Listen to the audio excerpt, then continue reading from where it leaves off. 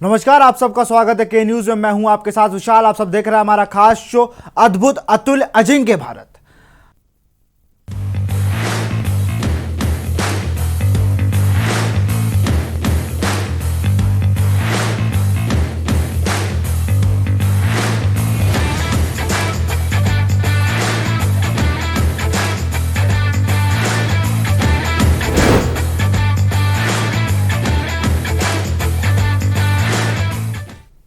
जी हां, जिस तरह से भारतीय टीम ने 36 रन पर ऑल आउट होने के बाद दूसरे टेस्ट में वापसी की है, वहां पर जिस तरह से बॉक्सिंग डे टेस्ट में उन्होंने जीत हासिल की है, वहां पर यह कहना जरूर गलत नहीं होगा कि अजिंक्य रहाणे ने अपनी टीम को एक बखूबी, एक अच्छे योद्धा की तरह, एक अच्छे सेनापति की तरह लीड किया है। भारत ने ऑस्ट्रेलिया से बॉक्सिंग डे टेस्ट में जीत हासिल की है। टीम इंडिया ने मेजबान ऑस्ट्रेलिया को 8 विकेट से हराया है। भारतीय टीम ने यह मैच चौथे दिन ही जीत लिया। यह सीरीज का दूसरा टेस्ट मैच था। भारत ने इस जीत से सीरीज में 1-1 की बराबरी कर ली है। ऑस्ट्रेलिया ने पहले टेस्ट मैच में 8 विकेट से जीत दर्ज की थी। साथ ही तीसरा टेस्ट मैच सिडनी में 7 जनवरी से खेला जाएगा। तो आज बात करेंगे हम लोग अजिंक्य रहाणे की। ये बहुत जल्दी प्रशंसा करने लगे हैं, लेकिन कहीं ना कहीं ये प्रशंसा भी सही है। जिस तरह से जिस टाइम वो टीम को लीड करने आए, वहां पर टॉप 3 जो कहे जाते थे बॉलिंग और बैटिंग मिलाकर, ईशांत शर्मा टीम में नहीं, रोहित शर्मा टीम में नहीं, विराट कोहली टीम में नहीं, इन सब पे चर्चा करने के लिए हमारे साथ वरिष्ठ खेल पत्रकार शरददीप जी जुड़ चुके हैं। शरददीप जी, बहुत बहुत स्वागत है आपका के न्यूज में।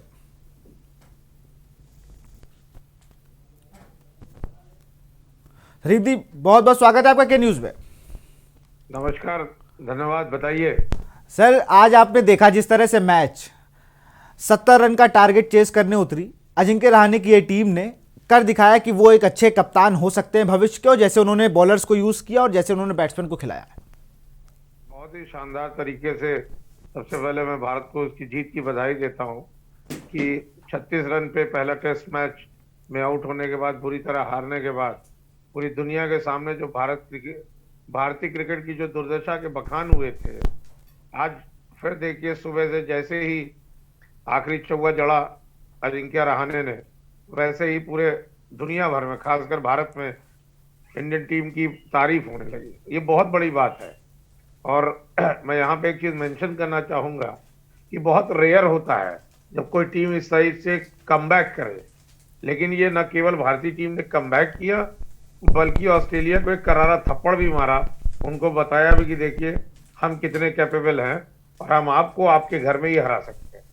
बिल्कुल, ये अमूमन देखने को नहीं मिलता है। जब आप टीम 100 रन पर भी अगर आप ऑल आउट हो रहे हैं पहले टेस्ट में और आप हार रहे हैं, उसके बाद आप ऐसा, इंडिया तो 36 रन पर ऑल आउट हुई थी, उसके बाद जिस तरह से बाउंस बैक किया उन्होंने, बहुत ही शानदार। जब आपके साथ विराट कोहली जो आपके परमानेंट टेस्ट कैप्टन है, वो ही टीम में नहीं है, मेन प्लेयर माने जाते हैं, वहां अजिंक्य रहाणे को ऐसे दौर में कैप्टनसी दी गई। अब ये पूरी सीरीज उनके साथ रहेगी। लेकिन जिस तरह से उन्होंने जडेजा को खिलाया, मोहम्मद सिराज की उन्होंने एंट्री कराई टीम में, जिस तरह से उनको यूज किया, हाँ कहीं ना कहीं उन्होंने फील्डिंग प्लेसमेंट जो था सर, जिस तरह से स्टीव स्मिथ को लगातार दोनों पारियों में फील्डिंग की वजह से आउट किया, ये कहीं ना कहीं बहुत अच्छी देखने को मिली। उनका जो फील्डिंग सेटलमेंट था काफी अच्छा था, बहुत ही शानदार था। जैसा कि हम लोगों ने पहले भी चर्चा करी थी, मैंने कहा था कि अब भारतीय टीम को वो ट्रेडिशनल क्रिकेट छोड़ के अटैकिंग होना पड़ेगा, एक्सपेरिमेंटल होना पड़ेगा। याद है मैंने पिछली बार जब कहा था टेस्ट मैच शुरू होने से पहले, मैंने कहा था 2 स्पिनर खिलाए जाने चाहिए, और देखिए कुलदीप यादव को नहीं खिलाया हालांकि, लेकिन स्पिनर खिलाया रवींद्र जडेजा। उन्होंने न केवल बैट से, बॉलिंग से भी अपने बहुत प्रभावित किया। बैटिंग तो उनकी शानदार थी ही, साथ में अगर आप उनको देखेंगे, अश्विन मैजिकल साबित हुए हैं इस टेस्ट मैच में भी। और लगातार भारत ने जिस तरह से दबाव बनाया, और आज जिस तरह से शुभमन गिल और रहाणे ने मैच को खत्म किया है, शानदार था। यही किलिंग स्पिरिट होनी चाहिए कि हमें चाहे 70 रन चेस करना हो या 400 रन चेस करना हो, हम अटैकिंग खेलेंगे। शुभमन गिल ने आज वीरेंद्र सहवाग की थोड़ी बैटिंग की याद दिला दी, और बहुत शानदार था। बिल्कुल। जिस तरह से आदमी अभी तरस रहा था कि वो देखने के लिए कि पहली गेंद से वो कवर ड्राइव दिखना बंद हो गए थे भारतीय टीम के ओपनर्स की तरफ से। टेस्ट में वो स्ट्रेट ड्राइव नहीं दिखते थे, वो पुल शॉट नहीं दिख रहे थे कुछ सालों से इधर। लेकिन जैसे ही आज शुभमन गिल बैटिंग करने आए, जो पहला उन्होंने स्टार्क को कवर ड्राइव पे जो चौका मारा, वो देख के आके लोगों को लगा कि हाँ भाई, सुबह की जो चाय होती है वो इस तरीके। जब लोगों ने 7-8 बजे मैच देखा तो बिल्कुल अलग ही मैच चल रहा था। वहां भारतीय टीम ड्राइविंग सीट पे थी और कहीं पीछे एक लोडर में बंद के आ रही थी ऑस्ट्रेलियन टीम। बैटिंग थी, मैं तो कहूंगा ऑस्ट्रेलिया ने जिस तरह से 2 विकेटें ली थी, मिचेल स्टार्क ने जब पहला विकेट लिया था अग्रवाल का, मयंक अग्रवाल का, तो शायद ऑस्ट्रेलिया टीम को ये लगा होगा कि वो फिर से वही करिश्मा कर सकते हैं जैसे उन्होंने इंडिया को 36 रन पे आउट कर दिया था। लेकिन अजिंक्य रहाणे और शुभमन गिल ने जिस तरह की बैटिंग करी, शानदार थी, अद्भुत थी, क्योंकि बगैर कोई पेशानी पर उनके कोई चिंता नहीं दिख रही थी। आराम से खड़े होकर विकेट पे बैकफुट पे जाके पुल मार रहे थे, पंच मार रहे थे, कवर ड्राइव कर रहे थे। उससे लगा कि आज भारतीय टीम ने जिस तरह का जवाब दिया है वो बहुत शानदार था। और मुझे लगता है कि जब हम अगला टेस्ट मैच सिडनी में खेलेंगे तो अब दबाव भारतीयों के ऊपर नहीं, ऑस्ट्रेलिया के ऊपर होगा। वो दबाव दिखा भी आज। अभी जब डेविड वार्नर के लिए पूछा गया, लैंगर से जब पूछा गया कि क्या लगता है कि डेविड वार्नर तीसरा टेस्ट खेल सकते हैं क्या, तो बिल्कुल वो फिट हैं। जो अभी 2 दिन पहले तक जब भारतीय टीम के 2 विकेट 3 विकेट गिर गए थे, तब यही जस्टिन लैंगर कह रहे थे कि अभी डेविड वार्नर का कुछ क्लियर नहीं है, हो सकता है वो नहीं खेलेंगे। लेकिन अब मैं देख रहा हूं जिस तरह से मैच के बाद प्रेस कॉन्फ्रेंस में कहा कि हम लोग जल्दी कोशिश करेंगे कि डेविड वार्नर हमारे साथ जुड़ें और तीसरे टेस्ट में ओपनिंग करें, तो कहीं ना कहीं ये भी दबाव लग रहा है कि डेविड वार्नर का ना होना इस टीम के लिए काफी घातक साबित हुआ है। जी, बहुत बड़ा घातक साबित हुआ। और डेविड वार्नर अगर अगले मैच में आएंगे तो भी हमें इतनी चिंता करने की आवश्यकता नहीं है, क्योंकि मुझे लगता है कि भारतीय टीम को सिर्फ और सिर्फ एक बदलाव करना चाहिए अब। चूंकि रोहित शर्मा है हमारे पास अब अवेलेबल है खेलने के लिए, तो मयंक अग्रवाल को बिठाना बहुत ही लाजमी है। हालांकि मयंक नए हैं, उनको मौका मिलना चाहिए, लेकिन अगर रोहित और मयंक में अगर चर्चा की तौलने की बात आवे तो हर आदमी चाहेगा कि रोहित शर्मा खेले। और मुझे लगता है कि अगर एक अच्छी ओपनिंग मिल गई तो सिडनी में हम वो कर जाएंगे जो शायद पहले टेस्ट मैच में हम नहीं कर पाए। मयंक अग्रवाल में अगर देखा जाए सर, तो दिक्कत कुछ मैं जैसे देख रहा था उनको 4 टेस्ट इनिंग्स में देखा मैंने उन्हें, जिस तरह से उनका बैकफुट पे जो उनको दिक्कतें आ रही हैं, वो लगातार शुभमान गिल के पास वही जो कला है कि बैकफुट पे जाके जितना अच्छा खेल लेंगे वही ऑस्ट्रेलियन पे सर्वाइव कर पाएगा, ऑस्ट्रेलिया विकेट पे। और जिस तरह सेट होने के बाद भी मयंक अग्रवाल कुछ लूज शॉट खेल के आउट हो जाते हैं। आज तो खैर बॉल बहुत अच्छी थी, लेकिन कहीं ना कहीं मयंक अग्रवाल को अभी भी अपनी जो टेक्निक है, जो हाई बैट आर्म है उनका, उसको भी थोड़ा नीचे लाना होगा। कहीं ना कहीं कुछ टेक्निक उनको बदलनी होगी अब अपनी। देखिए, ऑस्ट्रेलिया या साउथ अफ्रीका जहां पे पिचेस तेज होती है, बॉल तेज होता है, बाउंस होता है, वहां पे हमारे पास बैकफुट पे अच्छा खिलाड़ी खेलने वाला होना चाहिए। और शुभमन गिल को अगर आप देखें तो उनका बैकलिफ्ट बहुत अच्छा है, देर से लाते हैं बॉल को समझ के। और उसी की जगह अगर मयंक अग्रवाल को देखें तो वो बहुत जल्दी कमिट हो जाते हैं। हालांकि बहुत अच्छा है, बहुत अच्छी बैटिंग कर रहे हैं और धीरे धीरे मेच्योरिटी आएगी। लेकिन मैं कह रहा हूं कि ये जो आने वाला टेस्ट मैच है, जब हम सिडनी में तीसरा टेस्ट मैच खेलेंगे, तो वहां रोहित शर्मा को बिठाए रखने का कोई विकल्प नहीं है। रोहित शर्मा इस समय, अगर विराट कोहली को हम एक तरह से चर्चा करते हैं, तो मैं तो विराट कोहली से एक पायदान ऊपर रखता हूं रोहित शर्मा को। अगर T20 और वनडे की बात करें, टेस्ट मैच में उन्हें बहुत मौके नहीं मिले हैं, जहां तक मिले उन्होंने प्रूव किया है। तो मुझे लगता है कि ऐसे में रोहित शर्मा अगर टेस्ट मैच में ये खेलते हैं ओपनर के तरीके, तो भारत को बहुत अच्छी शुरुआत दे सकते हैं। और शुभमन गिल के साथ दोनों का बैकलिफ्ट अच्छा है, दोनों लंबे कद के खिलाड़ी हैं, आराम से बॉल के पीछे जाके पंच मारते हैं। रोहित फ्रंट फुट पे बहुत अच्छा खेलते हैं। तो कुल इसको कहते हैं आइसिंग ऑन केक। तो भारतीय टीम के लिए बहुत ही शानदार होगा अगर रोहित शर्मा और शुभमन गिल अगले टेस्ट मैच में ओपनिंग करें। बिल्कुल करना भी चाहिए। और अजिंक्य रहाणे, ईशांत शर्मा ने जो बात कही थी उसको बिल्कुल सच साबित भी किया है कि अजिंक्य रहाणे गेंदबाजों के कप्तान हैं। वो गेंदबाजों को एक एक चीज जानते हैं कि कैसे यूज किया जाता है। जिस तरह से उनकी मैं कैप्टनसी देख रहा था इन 4 दिनों में, धोनी और कोहली का मिक्सचर अगर कहें कि एग्रेसिव जो थे, बहुत ज़्यादा वो नहीं होते ग्राउंड पे, लेकिन कूल बिल्कुल। लेकिन जो फील्ड सेटलमेंट था, जिस तरह से स्मिथ को उन्होंने 2 बार आउट कराया, स्मिथ ने आखिरी में कहा भी कि जिस तरह से मेरे ऊपर दबाव अश्विन और फील्डर्स बना रहे थे, तो कहीं ना कहीं मैं उसी की वजह से उनको दबाव मेरे ऊपर हावी हो गया, मैंने दोनों इनिंग्स में विकेट दे दिए। देखिए, अजिंक्य रहाणे के बारे में मैं बता दूं कि वो कराटे के बेल्ट ओनर भी हैं, मतलब अच्छे कराटे के बहुत अच्छे खिलाड़ी भी रहे हैं। तो कराटे का जो खिलाड़ी होता है वो मान के चलिए हरदम अटैकिंग होता है, क्योंकि उसका सेकंड्स होते हैं अटैक करने के लिए। अजिंक्य रहाणे के लिए सबसे अच्छी बात यह है कि वो अपना एग्रेशन शो नहीं करते, अपने फेस पे नहीं शो करते, लेकिन अपने एक्ट से जरूर वो शो करते हैं। आप देखिए जिस तरह से वो कैच पकड़ते हैं, कूलली मुस्कुराते रहते हैं, रोटेशन करते रहते हैं। आज जिस तरह से ऑस्ट्रेलियन बैट्समैन ने, खासकर आखिरी जोड़ी ने जिस तरह से भारतीयों को तरसाया था विकेट के लिए, लेकिन अजिंक्य रहाणे ने अपना पेशेंस नहीं खोया और लगातार अपने बॉलर्स को बारी बारी से टेस्ट करते रहे, और उसी का नतीजा हुआ कि ऑस्ट्रेलिया इतने कम रनों की लीड ले पाई। बिल्कुल, आप बात कर रहे थे मयंक अग्रवाल पे, थोड़ी अगर बात कर ले T20 के दौर में, जिस हिसाब से स्टीव स्मिथ को हम लोग देखें, जो वो स्टांस है, जो उनका खेलने का तरीका है, अगर आप जाएंगे किसी ग्राउंड में किसी कोच से वैसे खेलते दिखेंगे तो आपको मना कर देगा, भाई ऐसा क्रिकेट नहीं होता है, इससे आपका शरीर लॉक हो रहा है, इससे तमाम चीज़ें हो रही है। मयंक अग्रवाल के साथ भी वही चीज़ है, T20 और वनडेज ज़्यादा खेले हैं, उस हिसाब से लगता है कि बैट को ऊपर रख के रखो, मारने में टाइम मिलेगा, लेकिन टेस्ट में सर बिल्कुल विपरीत होता है। देखिए जहां तक टेस्ट क्रिकेट, T20 और वनडे की बात है, तो ऐसे ही धीरे धीरे बैट्समैन मैच्योर होता है। अगर आप याद करें तो विराट कोहली भी, धोनी भी, या आप सचिन तेंदुलकर को भी कह ले, वीरेंद्र सहवाग को अलग कर सकते हैं क्योंकि उनका अपना इकलौता ऐसा स्टाइल था जो तीनों फॉर्मेट में एक टाइप से खेलते थे। लेकिन जहां तक मयंक अग्रवाल की बात है, तो मयंक अग्रवाल अभी बहुत अच्छे फॉर्म में हैं, बहुत अच्छा कर रहे हैं, लेकिन उनसे जो उम्मीद करी जा रही है कि भाई अगर वो ओपनर हैं तो 35-40 रन टेस्ट मैच में वो कंट्रीब्यूट करें, लेकिन 10, 15, 18, 24 इससे काम नहीं चलेगा। अभी थोड़ी सी इमेच्योरिटी है, धीरे धीरे टेस्ट मैच के लायक हैं, बहुत अच्छे लायक हैं, वो सीखना पड़ेगा। लेकिन मेरा यहाँ कहने का, मैं मयंक अग्रवाल को रूल आउट नहीं कर रहा हूँ। मेरा केवल सिर्फ यहाँ पे एक ही तर्क है कि जब रोहित शर्मा हमारे पास है तो हमारे पास केवल बदलने का ऑप्शन मयंक अग्रवाल है इस टेस्ट मैच में। बिल्कुल, ये देखने वाली बात होगी प्लेइंग 11 के साथ कितना छेड़छाड़ होगी। या रोहित शर्मा का अगर फिट है तो उनको वो क्वारंटाइन भी खत्म हो गया है, अब उनको टाइम भी मिल गया है, वो अपना ग्राउंड पे आ सकते हैं और टीम से जुड़ भी सकते हैं। तो अगर वो टीम से जुड़ते हैं, रवि शास्त्री ने तो खैर अभी कहा है कि रोहित को हम लोग कंफर्म नहीं कह सकते वो हमारे साथ टीम में रहेंगे 11 में या नहीं, ये तो आपको मैच शुरू होने से पहले ही पता चलेगा।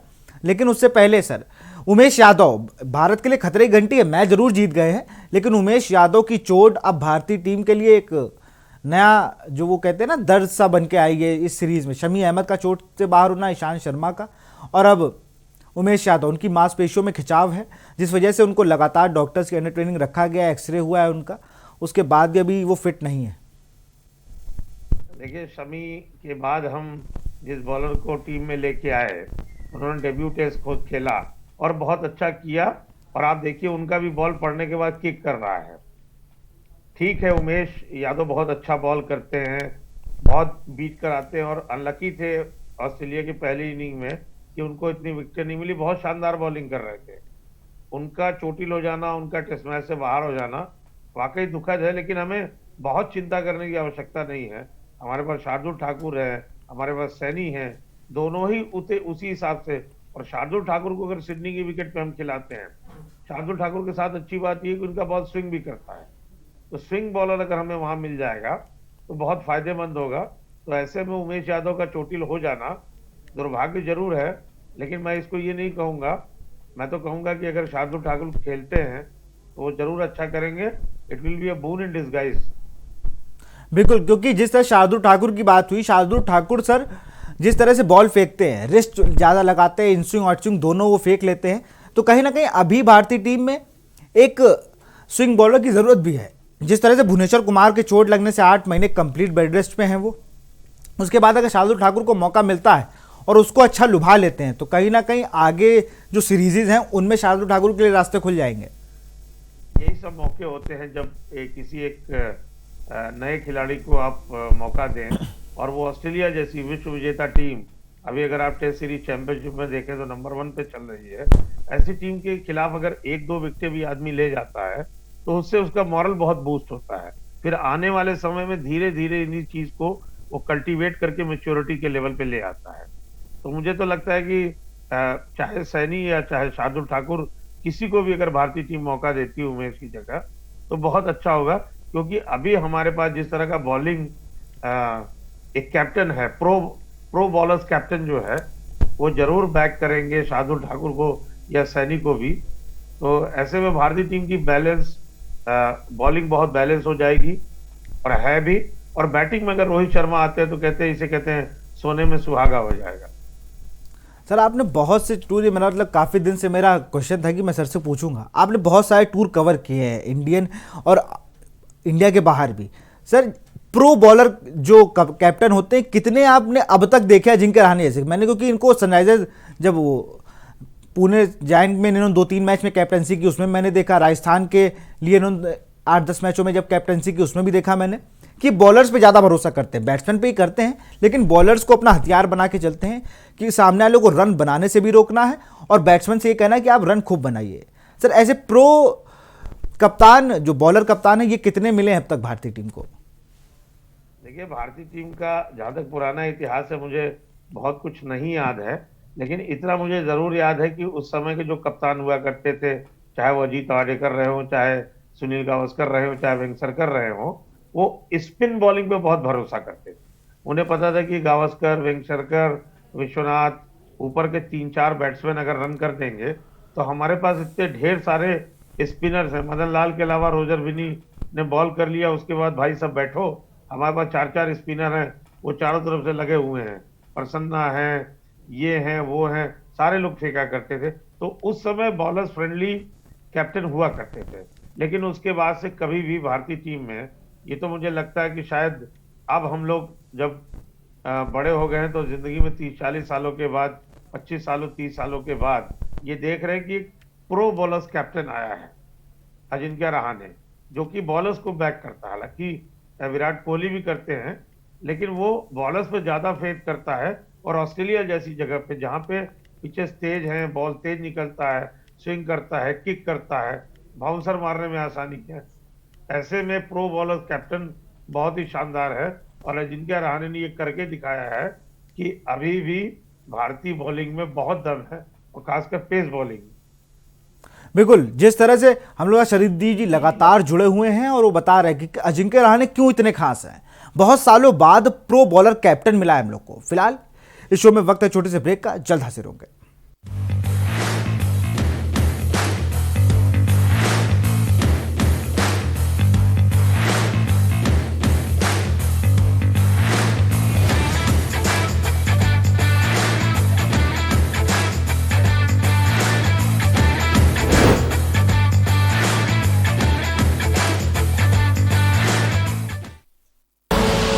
आप देख रहे हैं के न्यूज, खबरों का सारथी।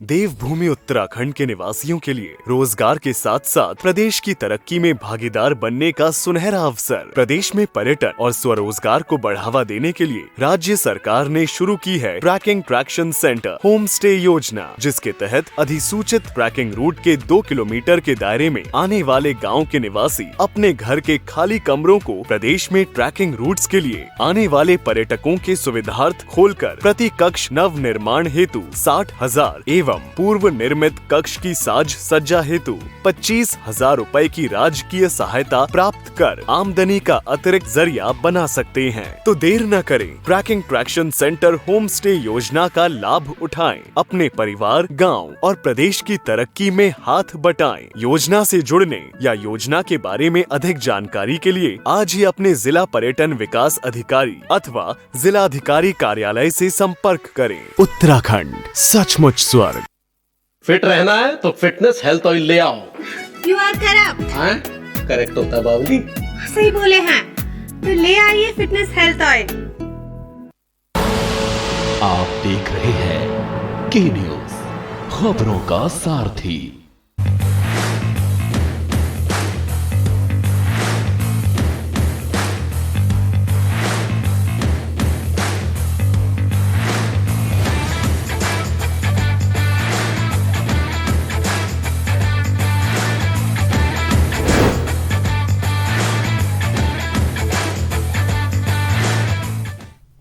ब्रेक के बाद आपका स्वागत है हमारे खास शो अद्भुत अतुल्य अजिंक्य भारत।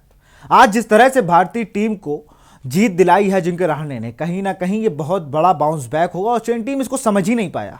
इन सब पे चर्चा करने के लिए हमारे साथ वरिष्ठ खेल पत्रकार शरदीप जी जुड़े हुए। शरदीप जी, आपने बताया pro bowling captain Ajinkya Rahane हैं, जिस तरह से वो बॉलर को बैक करते हैं। मैंने देखा सिराज को जिस तरह पहले बॉल जब दी और कहा कि आराम से डालना मियाँ, कोई टेंशन नहीं है, बहुत ओवर है, ये मतलब ऐसा कि बताना कि भैया आराम से डालो, तुम्हें कोई टेंशन नहीं है, जितने रन पड़ने पड़ जाएंगे, तुम आराम से बॉल डालो। उसका पहली गेंद मैथ्यू वेड के बाउंसर। देखिए ये बड़ी बात होती है जब कप्तान आपको बैक करता है, टीम का कोई भी खिलाड़ी हो, चाहे वो बैट्समैन हो, बॉलर हो, कीपर हो, फील्डर हो, उसको एक सपोर्ट मिलता है कि yes somebody is behind me, कोई मेरे पीछे खड़ा है। और सेम चीज अजिंक्य रहाणे ने करी। और खासकर जो नए लड़के हैं, उन्होंने जिस तरह से मोहम्मद सिराज ने उनकी बात को सुना, और सिराज को खुद भी पता था कि ये मौका है, अगर इस मौके पे मैं कर गया तो वाकई में भारतीय टीम में एक गजब सा मुकाम हासिल कर लूंगा, और आज यही हुआ। तो ऐसे में मैं तो कहूंगा अजिंक्य रहाणे की जहां पे कैप्टेंसी बहुत शानदार हुई, साथ में जिन खिलाड़ियों पर उन्होंने भरोसा जताया, उन्होंने वाकई उस भरोसे पे खरा उतर के भी दिखाया। खरा उतरे भी, क्योंकि रविंद्र जडेजा को जब टीम में लिया गया तो लोगों ने कहा रविंद्र जडेजा से अच्छा ऑप्शन हमारे पास कुलदीप यादव था, अगर आप स्पिनर को खिलाना चाहते हैं, क्योंकि हनुमा विहारी हमारे पास है ही एज अ बैट्समैन, तो आपको कुलदीप यादव के साथ जाना चाहिए। लेकिन उन्होंने रविंद्र जडेजा को रखा और बखूबी उन्हें यूज़ किया कि 10 ओवर 15 ओवर अश्विन से कराने के बाद वो रविंद्र जडेजा को इंट्रोड्यूस कराते थे। देखिए रविंद्र जडेजा का सबसे बड़ा एडवांटेज ये था कि पिच फास्ट थी मेलबोर्न की, और वहां पे जिस तरह का वो बॉल करते हैं ना, अगर आप देखिए तो वो बॉल को किक कराते हैं, बॉल को टॉस नहीं करते हैं आम स्पिनर्स की तरह कि ढीला छोड़ दिया, वो बॉल को किक कराते हैं। जिस तरह से वो छोड़ते हैं, इस तरह से अगर उनका रिस्क देखें आप, तो वो जाने के बाद, पड़ने के बाद बॉल यूं ऐसे किक करता है, तो वो फास्ट पिचेस में बहुत फायदा। और आप देखिए जिस तरह का वो कॉट बिहाइंड उन्होंने पकड़ा था अपने विकेट कीपर ने, वो टर्निंग पॉइंट था मैच का, बहुत शानदार विकेट था। और रविंद्र जडेजा ने लगातार अपनी बैटिंग से, अपनी बॉलिंग से, अगर भारतीय टीम के तीनों फॉर्मेट कहिए, T20 कहिए, वनडे कहिए, टेस्ट कहिए, बहुत कंसिस्टेंटली तरीके से अपने आप को बनाए रखा है। और इस टेस्ट मैच में भी उन्होंने बहुत अच्छा किया। और मुझे लगता है कि अगर अगले मैच की अगर हम लोग चर्चा भी करें तो मात्र एकमात्र चेंज है बैटिंग में, जो कि रोहित शर्मा होने चाहिए, और बॉलिंग में आपके पास ऑप्शन है कि मैं तो कहूंगा कि आप शार्दुल ठाकुर को खिलाएं, उनका बॉल स्विंग करता है, तो ऐसे में फायदा होगा, नहीं तो सैनी आपके पास हैं। बिल्कुल सैनी है, और जिस तरह से शार्दुल है, आपको बेंच पे जो बैठे हैं लोग उन्हें भी चेक करना चाहिए, क्योंकि लगातार बदलाव अगर होंगे, उमेश यादव हो सकता है फिट हो जाए, काफ़ी लंबा टाइम है वहाँ, अगर वो फिट हो जाते हैं तो उमेश यादव की जगह बनती है, क्योंकि लगातार वो अच्छी बॉल कर रहे हैं, वो बैट्समैन को डॉट खिला रहे हैं, और जिस तरह से वो बॉलिंग कर रहे हैं एक एम सेट करके कि आते हैं, प्रेशर क्रिएट करते हैं, दूसरे एंड से विकेट गिरता है। फिलहाल जुड़ने के लिए बहुत बहुत शुक्रिया शरद जी आपका के न्यूज़ से। तुम लोग आज चर्चा कर रहे थे अद्भुत अतुल्य अजिंक्य भारत, जिस तरह से ये pro bowling captain Ajinkya Rahane ने आज अपनी बॉलिंग से और अपनी फील्डिंग अपनी टीम से जो करवाई है, जिस तरह से स्टीव स्मिथ ने बाद में आके उनको ये कहना पड़ा कि मुझे फील्ड प्लेसमेंट और बॉलरों के दबाव में मुझे अपने विकेट देने पड़े, तो कहीं ना कहीं ये बहुत बड़ी बात है भारतीय टीम के लिए। जो पारी 36 रन पे सिमट गई थी वो 326 तक पहुंची और उसके बाद मैच भी जीता। तो फिलहाल इस शो में इतना ही। देखते रहिए के न्यूज़ इंडिया। नमस्कार।